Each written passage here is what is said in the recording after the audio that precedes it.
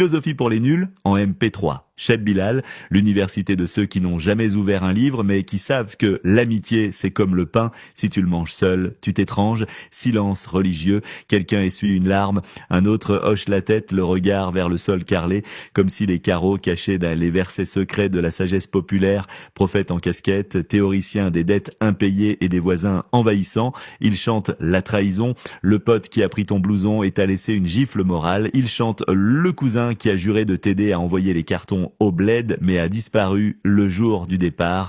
Il chante le voisin qui a pris ta rallonge électrique pour un week-end et te l'a rendu 10 ans plus tard, marié, 3 enfants. Chaque chanson est une parabole, une leçon, un tribunal ambulant. Les Algériens adorent ça, ils en redemandent. Le chanteur devient le moufti de la discothèque, l'imam du MP3, le juge de paix entre deux cigarettes roulées.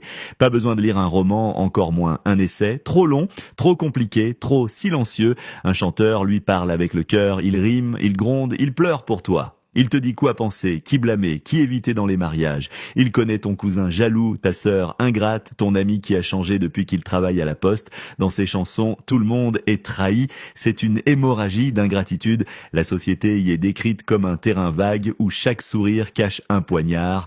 On y entre comme dans une salle d'attente d'hôpital avec méfiance et fatigue. Et pourtant, ça rassure, car au moins, quelqu'un a mis des mots sur la douleur collective d'avoir prêté 2000 dinars à un collègue qui fait le mort depuis 2004. C'est thérapeutique. Le plus admirable, c'est que ces chanteurs, il n'est pas le seul, parlent toujours du même triangle existentiel, l'amitié, la trahison et les dettes. Parfois une touche de nostalgie migratoire. Oh l'exil, tu m'as changé mes amis, dit Cheb Bilal en serrant son micro comme on serre une bouteille d'alcool bon marché. Les Algériens de l'étranger écoutent ça dans leur voiture. Entre deux rendez-vous à la CAF, ils pleurent en silence car la chanson dit tout. Leur solitude, leur combat, leur couscous mangé seul à Noël. Rien n'échappe aux poètes en djellaba synthétique. Ceux restés au bled ne sont pas en reste. Ils écoutent les sagas de la rue. Dans les chansons, même le thé a une odeur de trahison. L'invité arrive sans prévenir, mange tout le pain, boit tout le lait, puis s'en va en critiquant l'accueil. C'est le drame de l'hospitalité et le chanteur, avec sa voix trempée dans le vinaigre de la vérité, te le chante comme une fatwa. Ce n'est plus de la musique, c'est un code civil. L'Algérien n'a plus besoin de réfléchir. Pourquoi méditer? Pourquoi se questionner? Pourquoi philosopher?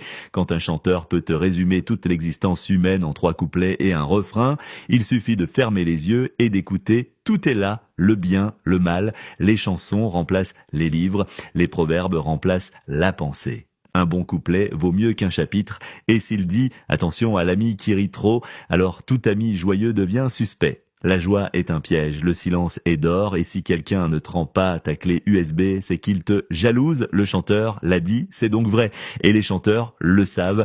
Ils surfent sur cette psychologie nationale comme sur une vague de tristesse partagée.